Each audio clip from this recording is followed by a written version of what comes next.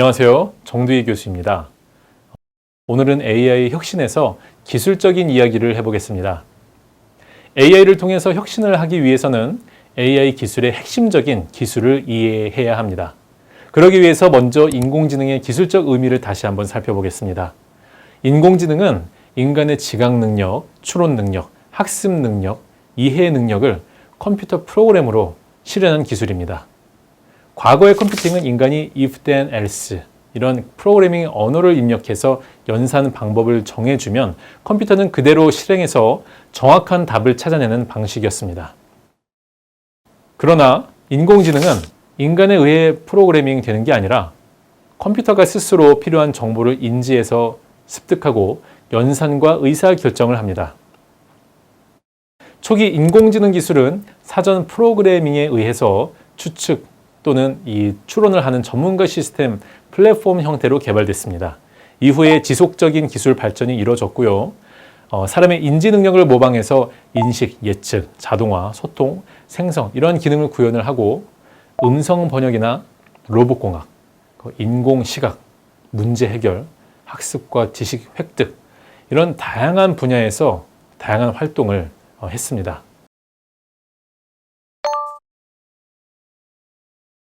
지금 시대에서 가장 주목받는 인공지능 기술은 머신러닝입니다. 그 중에서도 딥러닝은 놀라운 잠재성을 보여주고 있죠. 용어에 대한 혼동을 좀 막기 위해서 설명을 부연하면요. 인공지능이 가장 광의의 개념이고요. 그 안에 머신러닝이 있습니다. 딥러닝은 그 안에 하위 기술 개념입니다. 머신러닝은 기계, 머신과 학습, 러닝의 합성어입니다. 즉, 기계가 특정 논리에 맞춰서 방대한 데이터를 학습한 뒤에 이를 기반으로 알고리즘을 찾아내어 변화를 예측하는 것입니다. 컴퓨터 과학자죠. 아서 세뮤얼은 머신러닝을 이렇게 정의했습니다. 사람이 일일이 프로그래밍 하지 않아도 학습과 처리가 가능한 기능, 의사결정을 도와주는 대부분의 인공지능 서비스는 머신러닝 기반입니다. 쉽게 이야기하면요. 사람이 생각하는 방식을 컴퓨터에 그대로 옮겨 놓은 것입니다. 예를 하나 들어볼까요? 백화점에서 문을 여는 간단한 행동을 할 때도 사람들은 눈앞에 보이는 사물과 환경을 관찰하고 이해합니다. 만약에 문 앞에 폭탄이 있다고 해볼까요? 우리는 이를 위험한 상황으로 파악하고 들어가면 안 되겠다는 결론을 내립니다. 짧은 시간이지만 이러한 과정을 거치면서 생각을 합니다. 이 내용을 조금 더 기술적으로 풀어서 살펴보면 이렇습니다. 먼저 현상을 관찰하고 사실과 상황을 파악합니다. 그리고 기존에 있었던 경험과 지식을 바탕으로 새로운 사실을 패턴화해서 기억합니다. 문 앞에 폭탄이 있다는 것은 기존 경험에 비추어 볼 때 그 패턴이 전혀 다른 상황입니다. 이 새로운 상황에 대해서 가설을 세웁니다. 눈앞에 있는 것은 위험한 물질입니다. 그런데 저 모양은 폭탄일 것입니다. 그리고 기존에 TV에 봐왔던 폭탄 모양을 기억해서 같은 종류인지를 추론합니다. 폭탄이 터지면 수많은 사람이 다친다는 사실을 떠올리면서 상황을 더욱더 심각하게 인지하고 물체를 한번 더 자세히 살펴보면서 폭탄이 맞는지를 평가합니다. 그리고 도망가야 하는지 신고를 먼저 해야 하는지 이런 최적의 행동에 대한 결정을 내립니다. 이렇게 관찰하고 이해하고 평가하고 결정하는 생각의 기술이 바로 머신러닝의 이 행동 방식이라고 보면 됩니다. 딥러닝은요, 머신러닝을 구현하는 기술 중에 하나인데요. 인간이 사물을 구분하듯이 데이터 속에서 패턴을 발견하고 분류를 통해서 예측을 합니다. 고양이 이미지를 인식하는 것을 예로 들면요. 딥러닝 알고리즘은 기존에 축적된 수많은 동식물 이미지 패턴과 비교하면서 같은 이미지인지 확인하는 식으로 고양이라는 정답을 찾아갑니다. 딥러닝은 이처럼 패턴 인식을 통해서 가장 좋은 길을 찾아가는 기술입니다. 딥러닝은 인공신경망을 기반으로 하는데요. 인공신경망은 말 그대로 인간의 신경을 흉내낸 기법입니다.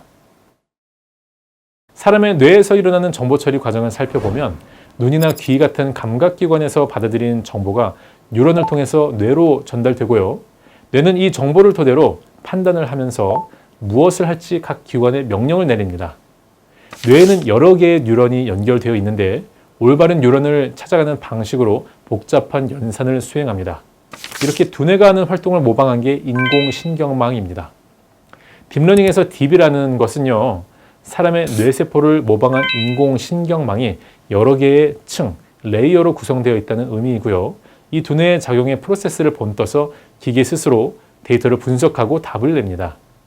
기존에는 주로 전문가들이 데이터 속에 존재하는 특징을 추출한 다음에 머신러닝을 통해서 판단하는 식이었다면 딥러닝에서는 데이터만 넣어주면 깊은 망을 통해서 스스로 데이터의 특징을 찾아낸 후에 분류나 판단까지 수행합니다. 머신러닝과 딥러닝의 차이를 학습 방법에서 찾기도 합니다. 머신러닝은 대체로 지도학습을 통해 작동합니다. 간단히 말하면 지도하는 선생이 있는 것입니다.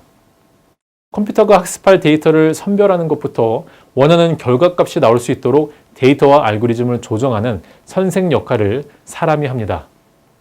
이미지 판별의 경우에는 이미지별 이 특징을 컴퓨터에 학습시키고 새로운 동물 이미지를 입력하면 이미 정해진 결과값과 비교해서 답을 내놓습니다. 반면에 딥러닝은 물론 다는 아니지만 비지도 학습을 통해 수행되는 경우가 많습니다. 모든 딥러닝을 비지도 학습이라고 이야기할 수는 없습니다만 비중을 놓고 보면 대다수가 여기에 해당됩니다. 비지도 학습은 일명 자율학습입니다. 선생이 하던 작업이 생략되고요. 바탕이 되는 데이터를 그대로 주면 딥러닝 알고리즘이 인공신경망을 이용해서 스스로 분석한 후에 답을 내는 방식입니다. 대표적인 예로 구글의 텐서플로어가 딥러닝 기반 이미지 인식 기능을 수행할 수 있는 이 기능이 있는데요. 딥러닝에는 사전 정보가 필요 없고 입력에 대한 목표 결과값도 주어지지 않습니다. 머신이 스스로 수집된 데이터 사이에 이 유사성을 찾아내서 입력 데이터를 파악해냅니다. 선생의 지도 없이 컴퓨터가 스스로 학습해서 결론을 내는 것입니다. 이렇게 보다 자율적인 방식이 비지도 학습인데요. 딥러닝을 이용한 많은 시스템이 이러한 비지도 학습을 따르고 있습니다. 머신러닝과 딥러닝은 성능에서도 차이가 있습니다. 인공지능은 사람의 개입이 적을수록 그 성능이 우수하다고 볼 수 있습니다.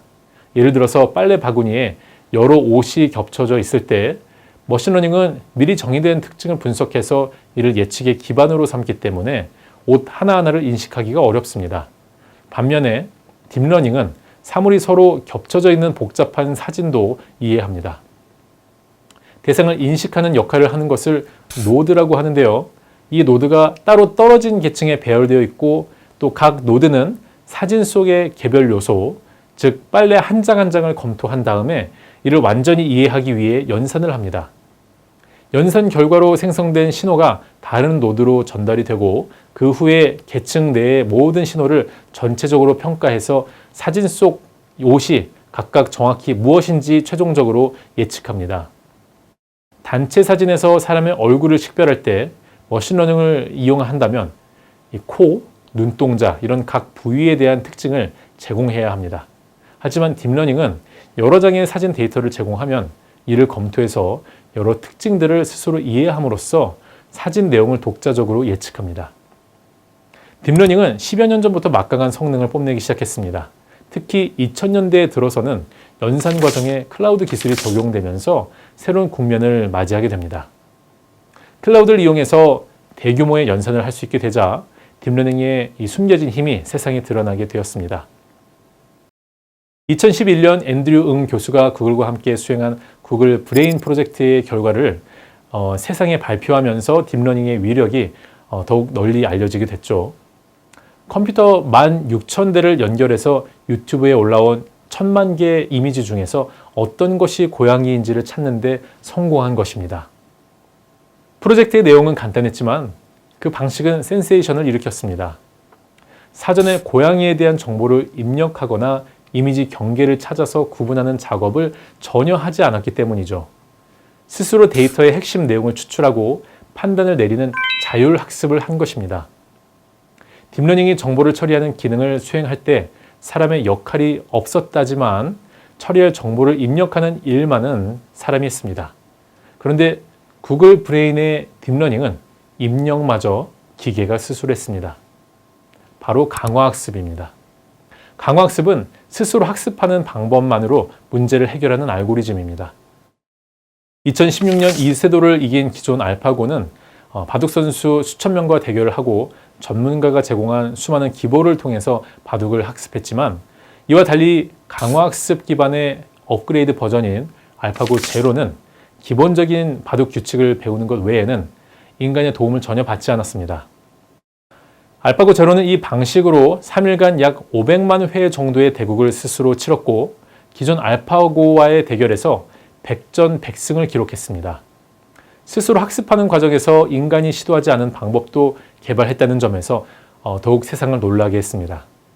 인간의 도움 없이 스스로 바둑을 학습한 알파고 제로는 오히려 인간 지식의 한계에 제약을 받지 않기 때문에 잠재성이 큽니다. 알파고 제로는 인간의 데이터를 전혀 사용하지 않아도 인공지능이 얼마나 많은 발전을 이룰 수 있는지를 보여주고 있습니다. 자, 그렇다면 딥러닝은 어떤 조건과 목적으로 사용해야 효과적일까요? 이 딥러닝을 실행하려면요, 기존의 머신러닝에 비해서 엄청나게 큰 연산 능력이 필요합니다. 그렇기 때문에 하드웨어적인 기반이 갖추어졌을 때 딥러닝 알고리즘을 활용하는 게 적절합니다. 소프트웨어도 중요한 역할을 합니다. 구글이 2016년 공개한 딥러닝 패키지인 텐서플로우 같은 소프트웨어가 주류에서 이 딥러닝이 급속도로 채택되고 이용될 수 있었던 이 원동력이 되어줬습니다. 텐서플로우 덕분에 딥러닝의 수요는 최근 5년 동안 폭발적으로 증가했습니다. 무료 소프트웨어를 통해서 딥러닝을 대중화하도록 변환시킨 이 1등 공신이라고 볼 수 있죠. 따라서 고성능의 하드웨어와 방대한 데이터가 확보되어 있다 하면 딥러닝을 활용하는 게 적절하고요. 학습 과정에서 등급 분류를 많이 해야 하거나 최적의 답을 빠르게 도출하는 게 목적이라면 일반적인 머신러닝 계열의 방법론을 선택하는 것이 바람직합니다. 자, 오늘은 머신러닝과 딥러닝을 중심으로 해서 기술의 개념과 발전 상황에 대해서 전해드렸습니다. AI에서 가장 중요한 기술 개념이기 때문에 여러분들께서 잘 숙지해 두시기를 바라겠습니다. 감사합니다.